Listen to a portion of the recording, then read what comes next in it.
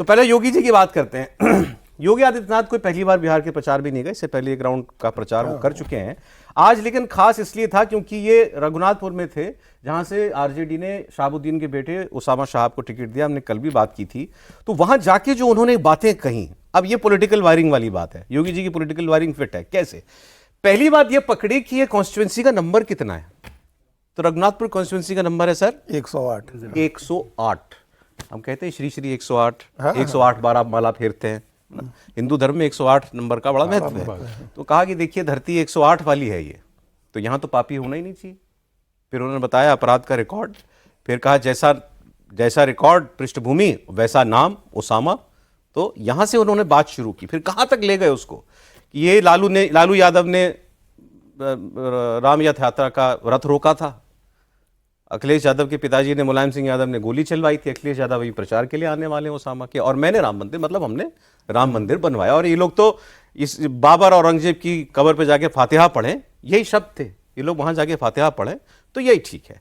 किसी को ये बातें बहुत क्रूड लग सकती हैं, किसी को लगेगा कि भाई ये पॉलिटिकल डिस्कोर्स नहीं होना चाहिए, लेकिन चुनाव है भाई, कोई आपको 12 लाख करोड़ रुपए की नौकरी भी तो वादा कर रहा है ना, क्योंकि चुनाव है।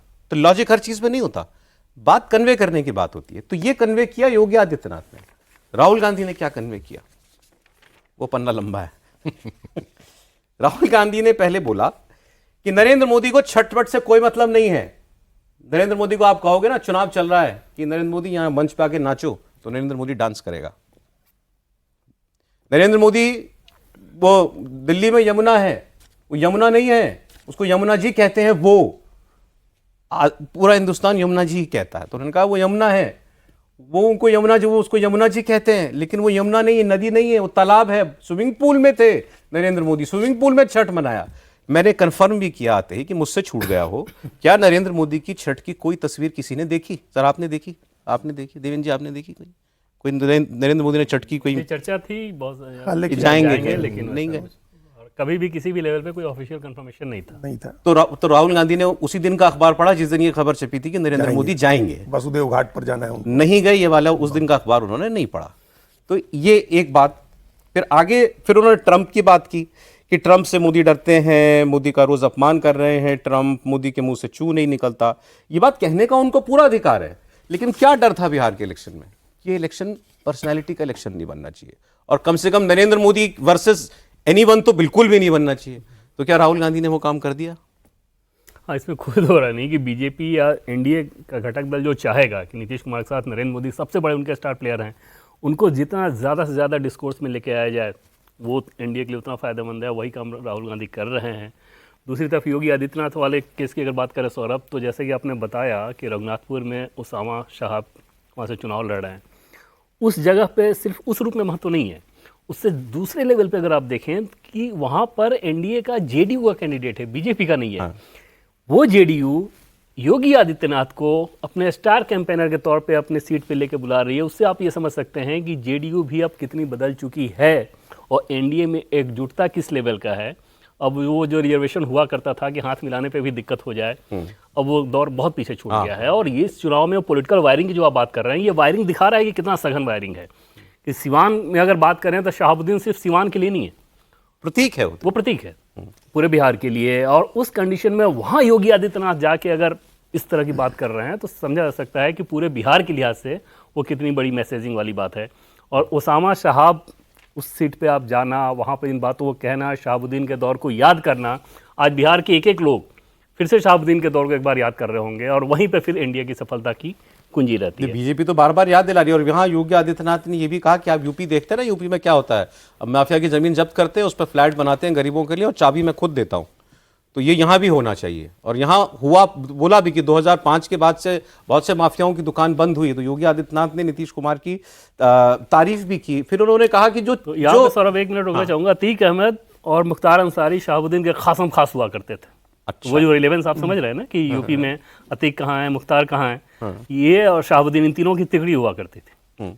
कई कई दिन ये लोग जाके सिवान में रहते थे, 10-10 पूरी 15-15 क्राइम दिन को रहते कंट्रोल थे। उसी तरीके से फिर वहाँ किया से ये लोग जाता नेपाल के बॉर्डर की तरफ में जाते थे, शिकार करने, बहुत सारी कहानियां वहाँ पे चलती। नहीं वो वहां से अपनी यूपी की पॉलिटिक्स भी साध रहे हैं। नहीं, वो तो देखिए उन्होंने जो बातें कही है सिर्फ उस नाते इसका रेलिवेंस नहीं है कि योगी आदित्यनाथ ने, वो तो रघुनाथपुर है, रघुनाथ के मानने वाले हैं वो भी, और रघुनाथपुर है, 108 नंबर है, ये एक धार्मिक पहलू है उनकी बातों का। लेकिन अब योगी आदित्यनाथ सिर्फ उसी के प्रतीक नहीं है।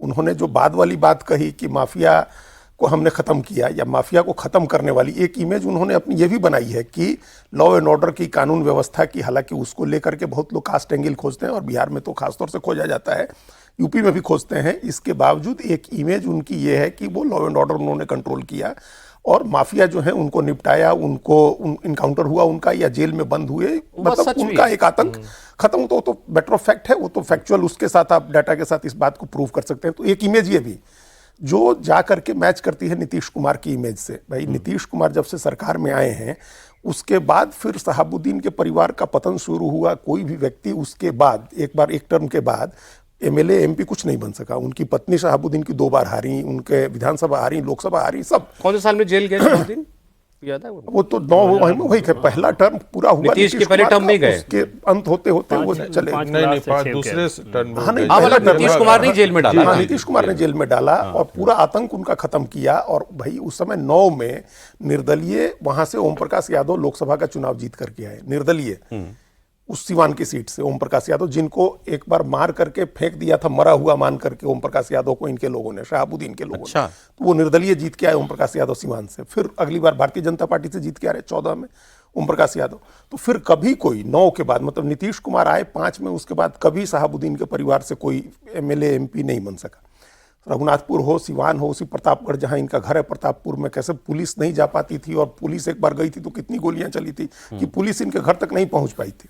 शहाबुद्दीन की। हाँ, और बिहार ये में कहानी पुलिस मुझसे बुलाना एक पड़ा बार है। इन्होंने बड़ी डिटेल में मुझे सुनाई थी। तो वो इस तरह का टेरर था। तो वहाँ ये ठीक बात है कि जेडीयू का So लोग relate करेंगे वहाँ इस वो चीज़ गए, हाँ, लोग कनेक्ट करेंगे, इस बात से कनेक्ट करेंगे। एक तो रिलीजियस धार्मिक कनेक्शन, एक वायरिंग वो हुई, और दूसरा लॉ एंड ऑर्डर हुआ, एक माफिया हुआ, ये तमाम चीजें कनेक्ट हुई। आजकल